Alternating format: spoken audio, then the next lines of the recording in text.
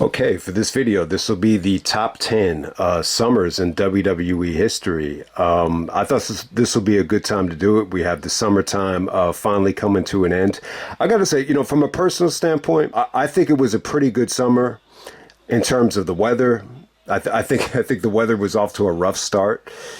When you go back to late in the spring, a lot of rain. Yeah, we definitely got a lot of rain this summer, especially on the East Coast. But for the most part, I think things turned around really, really nicely. From a basketball standpoint, just from a personal standpoint, I ended up really, really enjoying the summer. Probably one of the best summers in a long time for me. In terms of like professional wrestling and the WWE and even AEW, I don't know. I think it was okay. I don't think it was bad.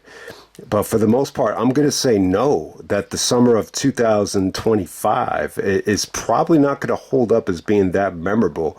I think the Cena stuff, John Cena's last, summer in the WWE, that's probably the only thing you could really, remember. I mean, I think in terms of AEW, what really stands out is maybe a lot of the injuries. I mean, I think, All In was a tremendous show, but, is anybody going to look back on this summer like it's one of the best summers ever? I don't know. I mean, it's possible. I don't think it was an awful summer, but how does it hold up over time? I'm not really sure. I want to credit Fortune 31 Studios for the idea. His original idea was to rank the summers of the 2000s from worst to best, from 2000 to 2009.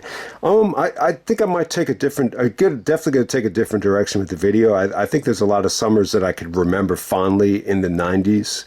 Even if I didn't live through some of the summers, I could kind of have a feeling for some of the summers, from the 90s. Even some of the summers in the 2010s, I have as honorable mentions here.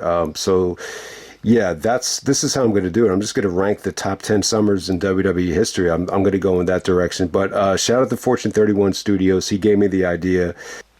But let's get right down to the list, man. I'll give you the honorable mentions at the end of the video. But at number 10, the 10th best summer in WWE history, I'm going to go with 1996.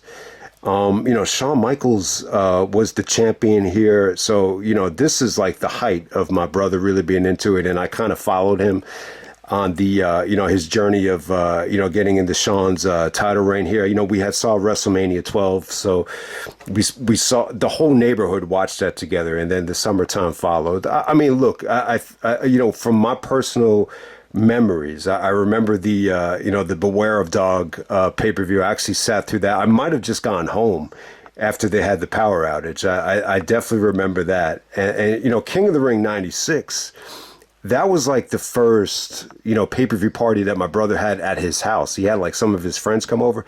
So yeah, King of the Ring 96, I definitely remember that quite well, and that's very, very important because of Austin and the 316 promo. So that holds up well. I definitely remember SummerSlam with Shawn versus Vader.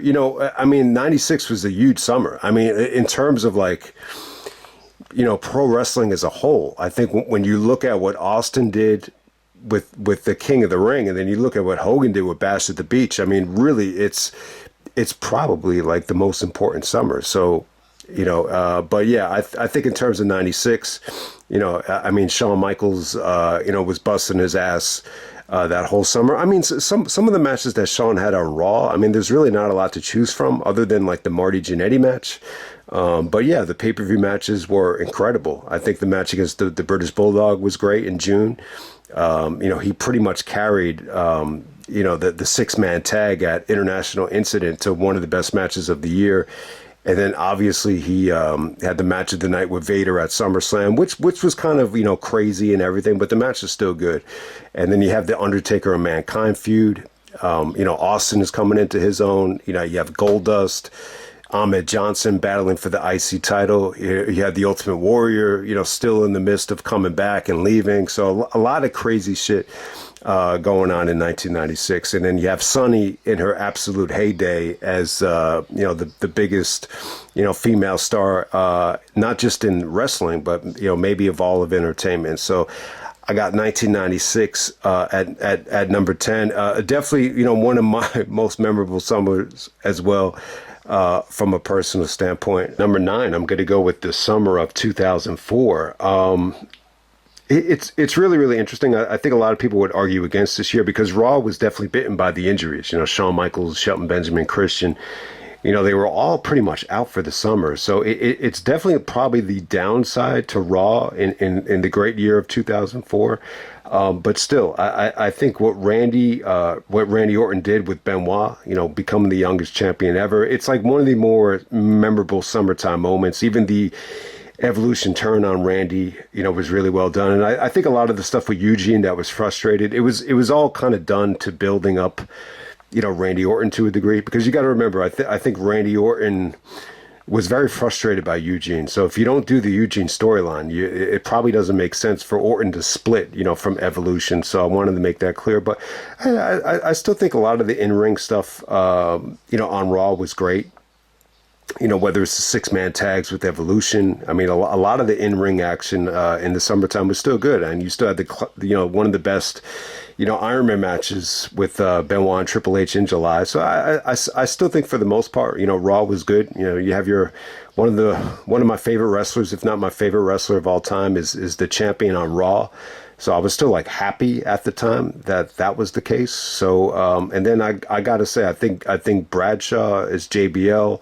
Winning the belt from Eddie at the Great American Bash. I think when you look back on some of those promos, the promo that he cut to actually win the title or convince Vince that he should be the champion, a lot of that stuff was amazing, I think, looking back on it. And, Kurt Angle was pretty much injured for the most part, but he did come back. I think Kurt's, comeback against Eddie Guerrero, it's something we were all waiting for, but it's a little bit depressing when you see how inactive, Kurt Angle was throughout the bulk of 2004, where, he's doing open challenges and a lot of stuff just to kind of minimize, getting injured again. But, you did get the big return against Eddie. I think SmackDown was horrific at some points in 2004, so that could be the argument against the year, is that there's a downside to Raw and there's a downside to SmackDown.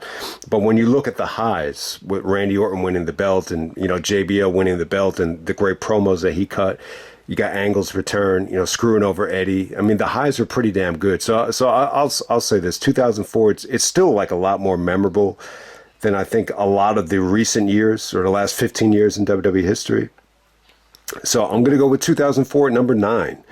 At number 8, I'm going to go with 1997. All right, so this summer right here, I don't know if I sat through any pay-per-view, any Raw in 1997. I just don't think I did.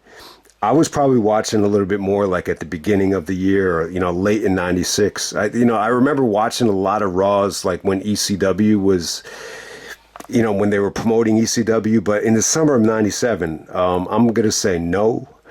But my feeling is, just from watching, Wrestling with Shadows or, watching, some of the past pay-per-views or, even some of the, classic Raws. I think 97, definitely had a unique feel to it. You have Brett as a heel, the Hart Foundation, Shawn and Brett are, pretty much at odds the whole summer. You have behind the scenes storylines. You have storylines in front of the camera. You have Austin, in his absolute prime, really kind of morphing into a babyface this whole summer. SummerSlam 97, you had Austin, the best and the worst of him. He has the biggest pop of his career. And then the downside is he ends up breaking his neck. So, but for the most part, I think the summer of 97 was really good. I mean, look, Shawn... I think Shawn had just come back, for the summertime, but there really is still not a lot to choose from. In term, him and Austin won the tag titles, and then he had the great match with Austin at King of the Ring. But besides that, he, the most memorable thing he did was become the special guest referee at SummerSlam 97, which was classic. I mean, it was definitely, that was definitely memorable. And then I think as the summertime was closing, you plant the seeds for Degeneration X and a lot of the crazy shit that, Sean started doing. It was at the end of the summer of 97.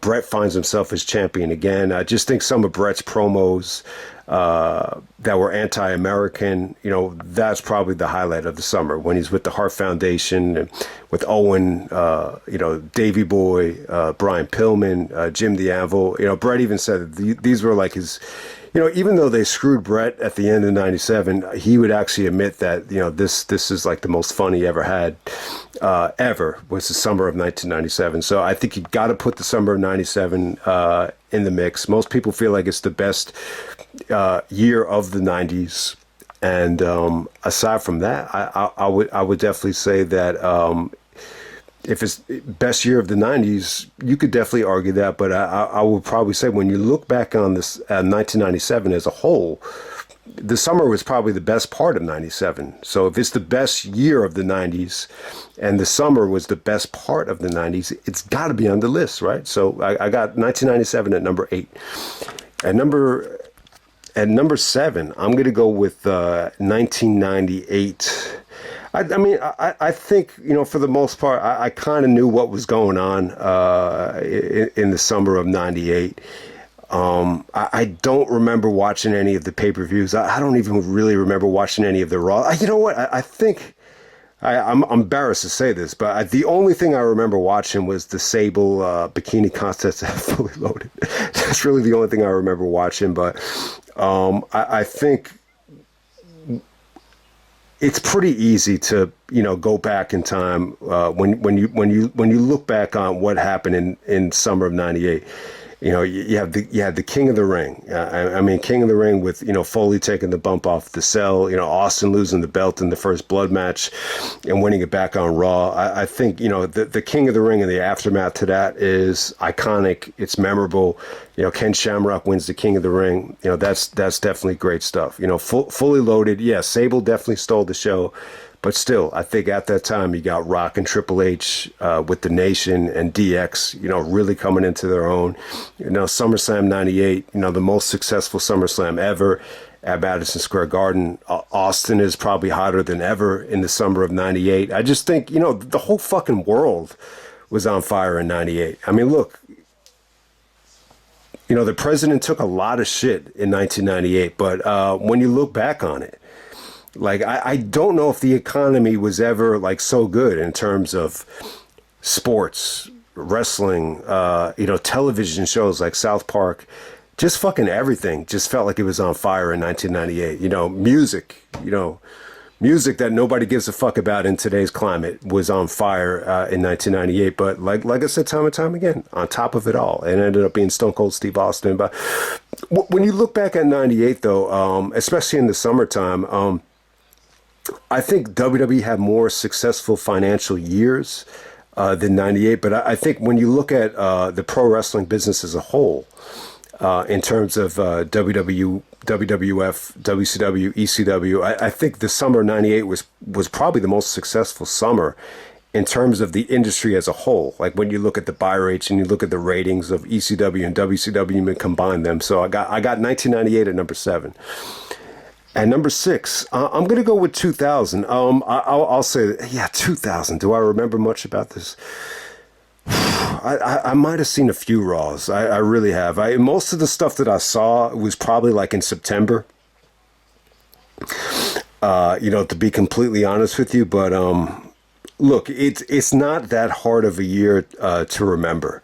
I think it's pretty damn good. You had Triple H and The Rock. That whole feud kind of winding down, and then at the same time, Vince had just turned heel, so there's a lot of Vince McMahon, promos as a heel to close out the summer before he took some time off. It's a huge time for Vince. I think he had a busy summer, just trying to, do behind the scenes work with the XFL and everything. So, the bottom line, I think bringing Foley in as the commissioner, that seemed like it was a lot of fun. It feels like a fun time. Like if you were to go back, watch every single Raw, every single SmackDown, all the pay-per-views, this feels like the funnest time to watch. 2000 is, most people's pick for the best year in WWE history. So you got to have 2000 on the list. I know King of the Ring took a little bit of shit because of the quality, but bottom line is Kurt Angle wins King of the Ring. It was just great for him, for the character, for how much fun they had. They used it to get him into the main event of SummerSlam, so that's some memorable stuff. Yeah. Foley as the commissioner, I think definitely elevated the year. I think the tag team division was stacked, where you had the culmination at SummerSlam with the TLC, and Foley even deserves a lot of credit for the build up there with the tables, ladders, and chairs. Oh my, all that stuff. And then Benoit had a great summer. They gave us Benoit, Rock, Triple H, Jericho, Angle, Undertaker, just a beautiful triple main event at Fully Loaded. Fully Loaded, definitely the pay-per-view of the summer. And then you followed up with SummerSlam, which was, almost just as good, maybe the best SummerSlam ever, up to that point. And, I think the love triangle between Steph, Kurt Angle, and Triple H, it's one of the best, storylines that was soap opera driven that I think everybody pretty much got behind. Even though it's a very soap opera storyline, I think a lot of people look back at that like it was very, very, fun and very, very exciting. Not to mention Trish is really coming into her own, as well as a sex symbol. So yeah, I think 2000, the summer of 2000, there's definitely a lot to like about it. But personally for me, I just don't really have a lot of personal memories of the summer of 2000. I mean, the only thing I could tell you is this was my introduction to Benoit and Angle, but that was like at the end of the summer, going into the school time. So it was definitely a fun time. And I just remember like not even being that big of a fan, that The Rock was like exploding. I mean, like he was on songs with Wyclef, and he was at the the Video Music Awards. So even if you weren't watching, I mean, everybody kind of had their eye on how big The Rock was getting. So obviously, I think that's definitely memorable as well. At number 5, we have 1991. All right, so with 91, this is my first summer as a fan. I was really young at the time, but still, like I had friends that watched, and I had a friend. We used to go to the video store and actually rent like Coliseum video tapes together, and I just think it was a great summer, for kids. I just felt like a lot of the kids were watching at the time. I just remember being at soccer practice. And I just remember a lot of kids were excited about SummerSlam, and not to mention, like, it's a summer where the merchandise was just off the chain. I just remember the wrestling figures were hot, the ice cream bars were selling like crazy. The wrestling buddies, the merchandise was just incredible. The promotion was just out of this world. And then like I just remember the marketing and the hype for SummerSlam was just unbelievable. I don't know if Vince was ever better at promoting than back in 91. Like there was just something magical about the way he promoted WrestleMania. And then SummerSlam was even better, like in terms of the promotion, the match made in heaven, match made in hell. I could vividly remember like watching wrestling on Saturday morning and just, being beaten over the head about SummerSlam coming up with the SummerSlam music and, the beach in the background and, call your pay-per-view provider to order now. So that definitely made it memorable, man. A very, very fun time. I think it all came crashing down a couple months later. Personally, for me, a couple weeks later. That summer of 91 was like my last like innocent memories as a kid before totally being corrupted. So the summer of 91.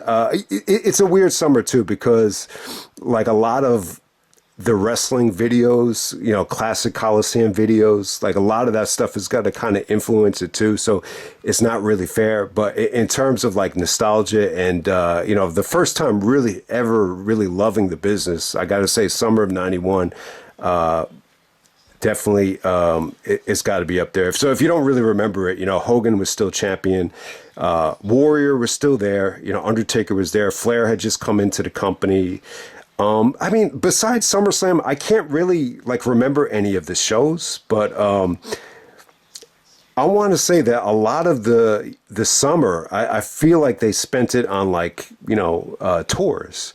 But at SummerSlam, Brett won the IC title. They had it in Madison Square Garden, and yeah, I mean the SummerSlam 1991. I'll say I said it before and I'll say it again. Like I think even if you watch that SummerSlam, I think it definitely feels like the business was like maybe hotter than ever, like up to that point. If anyone agrees with me, but there we go. I got 1991 at number five. Number four, I'm going to go with 2001. All right, so 2001 is definitely my favorite year in WWE history. I would still say that it was. But the summer of 2001, I think it was pretty damn good. The invasion storyline. I think that's the biggest argument people are going to use against it is that, it's a little bit of a rocky invasion. So, yeah. And then at the same time, like a lot of guys are injured. Benoit had gotten injured. Triple H had gotten injured.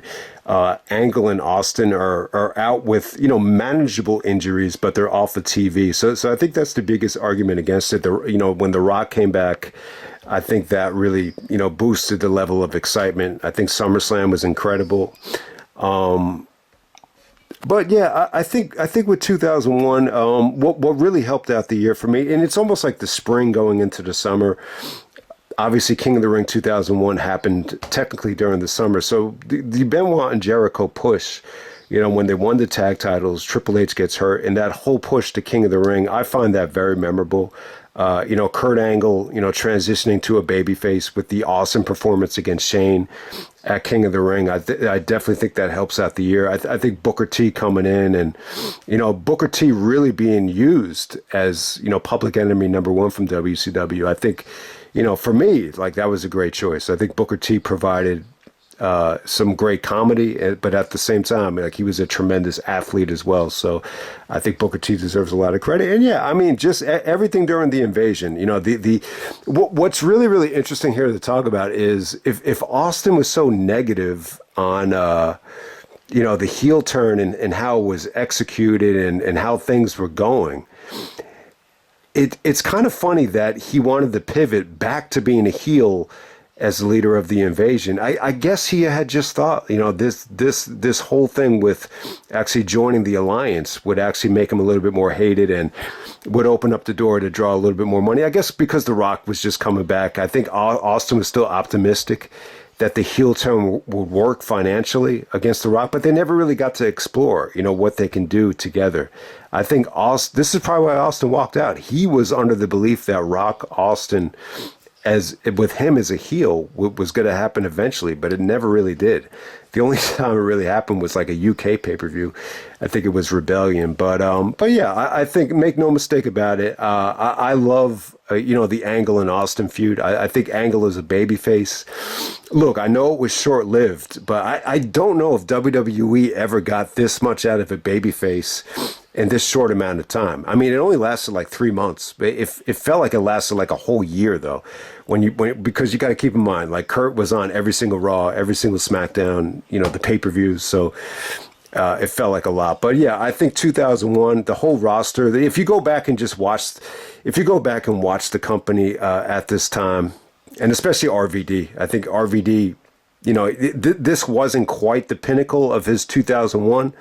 That would come a couple months later at No Mercy, when, you felt like he was on top of the world, but still, RVD made a big splash in the summertime, especially the hardcore title stuff that he did with Jeff, which was, awesome to watch. But I don't know what it is, from the Benoit Jericho push to RVD to the way they booked Angle, Austin, developed the what catchphrase. And I just feel like the heel turn reinforcement into the alliance was some of the best mic work ever.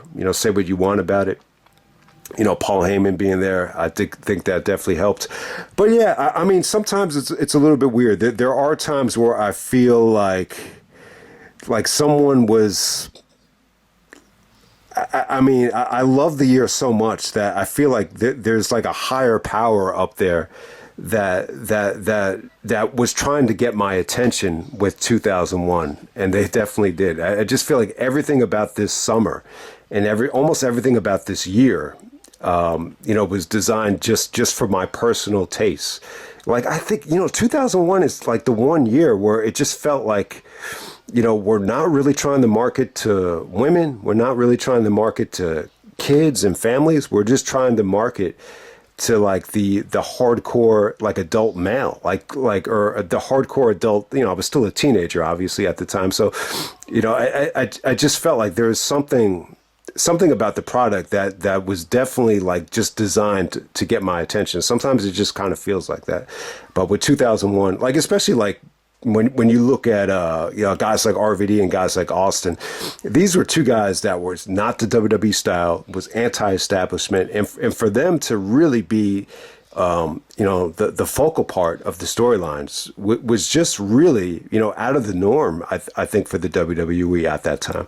Okay, number 3, I'm going to go with the summer of 2005. I kind of, touched on this in the WWE versus TNA versus ROH pay-per-view rewind a little bit, but yeah, I mean, look, if you didn't live through that summer, the draft was incredible. I mean, the way they set it up, it was just exciting. It was unexpected.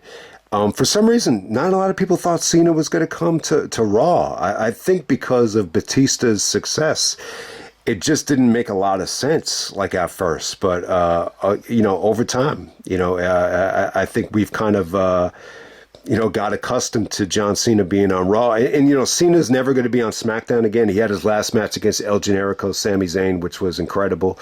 I thought about reviewing SmackDown with Cena's last match, but it had the big AJ return and everything. But not to get off track, my point is, Cena really became, Mr. Monday Night Raw, like he really did. So it would not surprise me if Cena has his last match on Netflix on Raw. But we'll see what happens there. But yeah, I mean, look, the draft was just incredible. I mean, look, they really shook things up.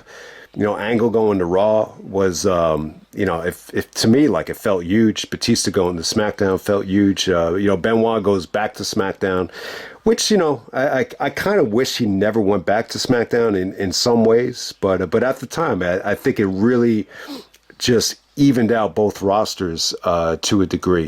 Van Dam goes back to Raw. So really, I got 2005 very high because of the draft. I still think it's the best draft that WWE has ever done. It even beat out the 2002 draft, which was still fun. But this was just totally different in the way it was executed, with having one big name for every show throughout the month of June. At the same time, Vengeance ended up being, the pay-per-view of the year that happened in June. They gave you the ECW One Night Stand show, which, definitely provided some of the most must-see promos and moments of the year. What's really, like, I just remember being really excited. I know Brock has just come back, to a lot of mixed feelings. But I'll tell you, when Brock was rumored to come back in the summer of 2005, I was just really fucking excited, man. I was just like, he actually said, I'm going to get my working boots. It's time to put my working boots back on. There's a shot of him actually at WWE headquarters just looking at the Cena and Batista posters, and he looked like he had missed it. But for whatever the reason, they couldn't come up with a deal. I think Vince wanted him to just take the same deal he had took in the past, and it just wasn't to be. But there we go with that. But, summer of 2005, I think Shawn Michaels' temporary heel turn definitely made it memorable. The stuff with Shawn and Hogan, the transition to the tag team babyface to, Shawn splitting and super kicking Hogan, was definitely huge. I mean, it was, definitely some of the most memorable promos ever. I think the fact that Shawn was only a heel this summer, it really makes us stick out, like a sore thumb. Jericho did some great heel work against Cena. Like, Jericho really did a good job of making himself hated. I'll definitely say that. You could definitely feel Cena getting watered down, and, Batista kind of carried the momentum over the SmackDown in 2005. So, yeah, I mean, it could go on and on. I think Eddie Guerrero and Rey Mysterio, I think they deserve a lot of credit as well for as mixed as some people are about the storyline. While they were in the ring together, it was always fun stuff. It's, really some of the best work of Eddie's career as a heel. So, yeah, I mean, look, the summer of 2005, I got to have it on the list. And I think the most underrated thing about 2005, like if WWE was not good, I would have moved on to TNA. I would have moved on to ROH. I wasn't watching either company at the time. So I think that really is proof that the WWE was still good. When I got back into wrestling, I never really wanted to be one of these guys that, was like obsessed with it or had to watch a bunch of different promotions, just to feel satisfied. Like I really thought when I first started watching again, I had thought like WWE was so good that you don't really need to, watch anything else. And, so this is like the last summer where I felt like that. So I got to have 2005 on the list. It was an incredible summer. It's definitely the height of, it's definitely the best season of 2005. Okay, at number 2, this is the summer of 2003. Man, a lot of fun, man. A great summer. I think, when you go back to June of 2003, even though Bad Blood is probably the worst pay-per-view of that year, the storylines going into that show were a lot of fun. And, you got to see Kane unmask. Triple H was champion, but, say what you want about Triple H at the time, but he was an incredible champion in terms of being, credible, and you could be proud that he was champion. And, he really drove a lot of the storylines. You saw Randy Orton really finally get healthy and become a great cocky heel. Did some incredible stuff for Foley in the summer of 2003. Actually, the night that Kane unmasked at Madison Square Garden. So that was definitely huge. Cena, I can't say enough about Cena.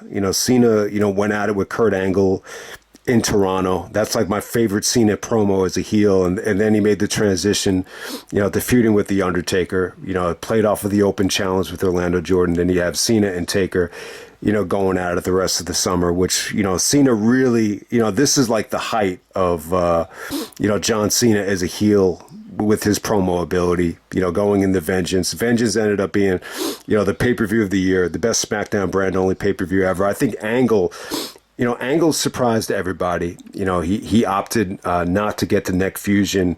Then he found the miracle doctor. And, when Angle came back, it was too good to be true. He had a lot of momentum when he came back.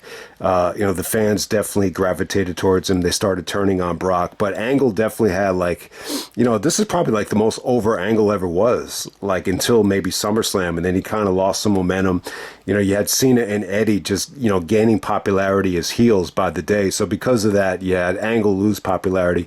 Brock becomes the monster heel. He's like, attacking Zach Gowen, attacking his mother, and then attacking Brian Kendrick. And, Vince is trying to, in this situation without Heyman, Vince is really, being the mastermind behind, Brock at this time. You still had Sable and Tori, and a lot of the women were really, at the height of their, sexiness at the time.